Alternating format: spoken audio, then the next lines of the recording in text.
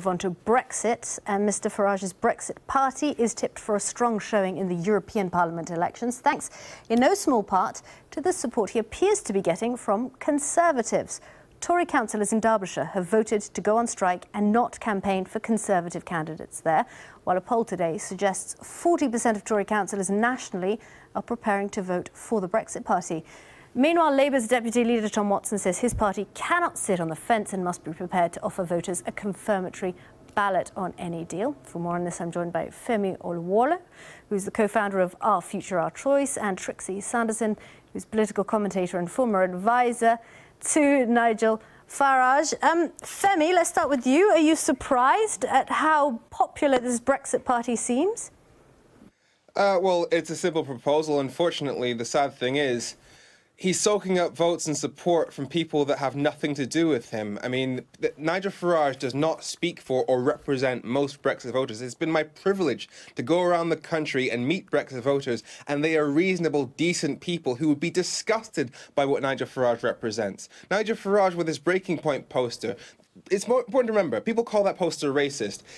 The UK isn't part of the EU's common asylum policy, which means that those people in that poster, the Syrians that he showed, had nothing to do with Brexit. He chose specifically people of Syrian descent to scare people about immigration from EU countries. It was fundamentally racist. Most people, most decent Brexit voters, have nothing to do with that, yet he's soaking up votes because he's called it the Brexit Party.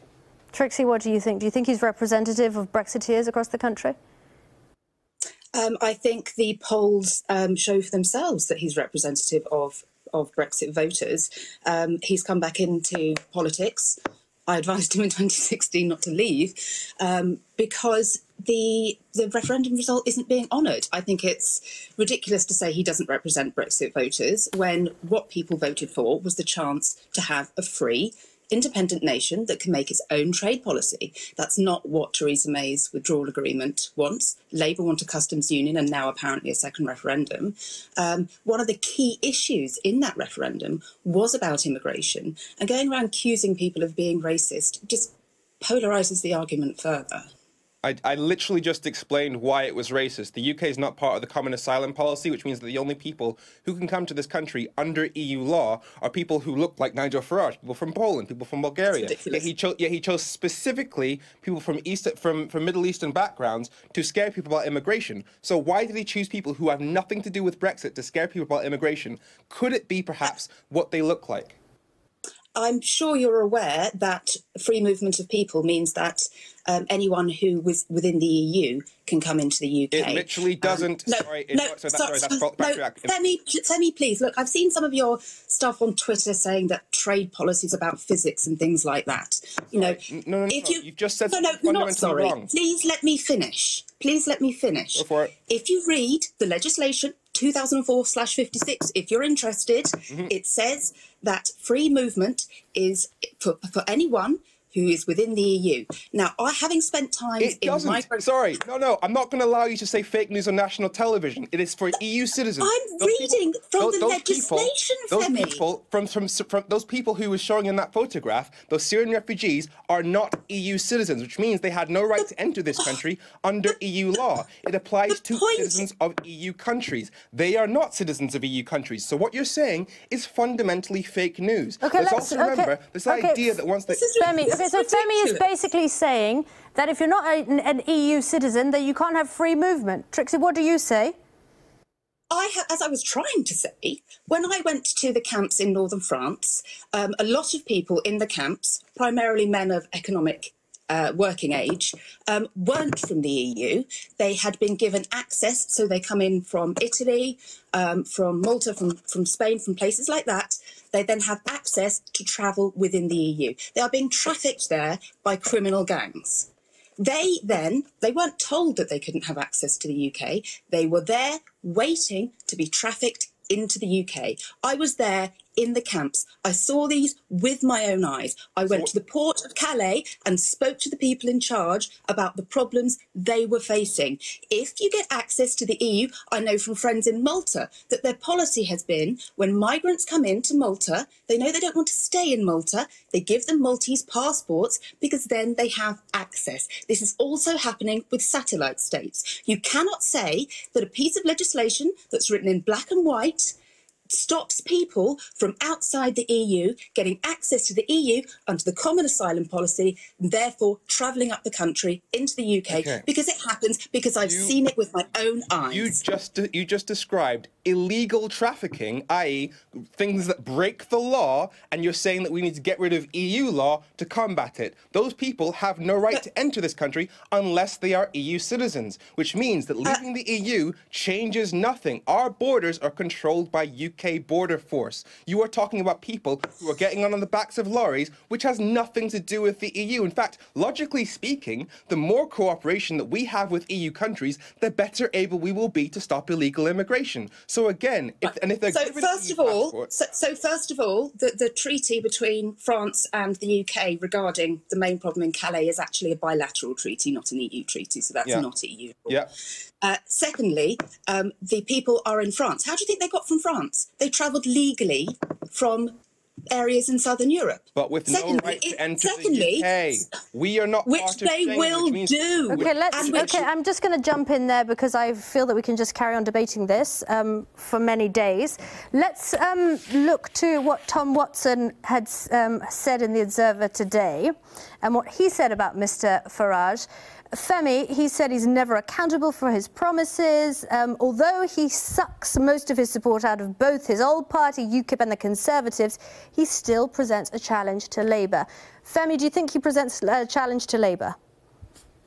Well, I think that he claims to speak for the working class. He claims to speak for those areas that have been left behind. So, for example, if we take an area such as Sunderland, in fact, he did that march from Sunderland down to London.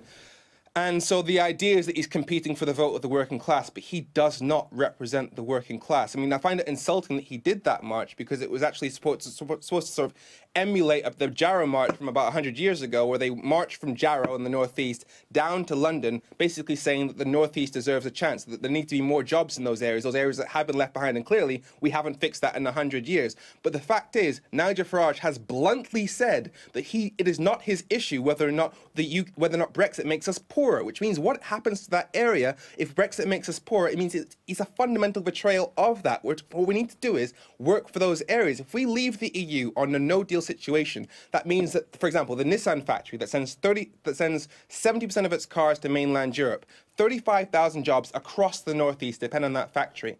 Now, if there is a barrier between us and where they send 70% of their cars, if you own Nissan, where would you want your factory to be? Would you want 70% of your cars to face a cost if it's based here? Or would you want it based in Frankfurt, where only 30% of your cars would face a cost going the other way? Now, if he doesn't care, if he says, I'll give a direct quote, when I'm asked about, are we going to be richer or poorer with Brexit? You know what my answer is? What price freedom? What price liberty? What price our identity as a country? He doesn't care if Brexit makes us poorer. He doesn't care what happens to the working class. So Labour needs to say, all right, if Brexit is going to result in the people in those areas that have been left behind, that desperately need real investment and real jobs in their area, if that's what's going to happen, then they cannot, as a party of the working class, allow any version of harmful Brexit to get through. And the only way we prevent that is a referendum where we say, all right, in 2016, we voted to leave the EU, but Brexit was 4 words in 2016. Leave the European Union. Right now, it's a 585-page treaty, which most people who voted for Brexit do not like. The most democratic thing we can do at this point is let the people decide whether or not the Brexit that's actually on the table is actually what they want. Because I'll put this to Trixy. Can she guarantee that every single person who voted for Brexit wanted the sort of Brexit that she's proposing? Can you guarantee that everyone who voted Remain thinks that the government ignoring the will of the people is a good thing? That's a ridiculous thing to say. Nobody's ignoring the will of the people. Oh God, here we go again. I asked you a question. Please answer my question. And I just answered it. So if I may address the point about the North and the working class and Labour voters, please, Femi, please. I asked you the question. Thank you. Please answer my question. Oh my God.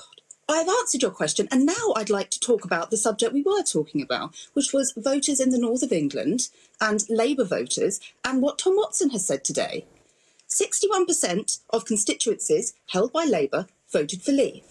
What Lord Adonis has said when he said he didn't want Leave voters voting for Labour in the EU elections, what Tom Watson has said today is made it clear that anyone who supports Leave shouldn't vote Labour. If you want to remain, vote Liberal Democrat. If you want to leave, vote Brexit Party. Vote UKIP if you particularly want to. If you haven't made up your mind, vote Tory, because I don't think they have either. But the point is that Leave would not have won without that working class vote. And it's so patronising from people centred around London who've done a few months stagiaire in the European Commission to say, I know who speaks for the working class. Sorry, I was born in Darlington and grew up in Birmingham, so I'm not centred around London in any way. So, I wasn't talking about... Stop making everything about you. Femi, Trixy, I'm going to have to break in there. Thank you so much both for chatting to us, and happy Easter to both of you. Happy Easter to you. Thank you. Happy Easter. Thank you. You're watching Sky News.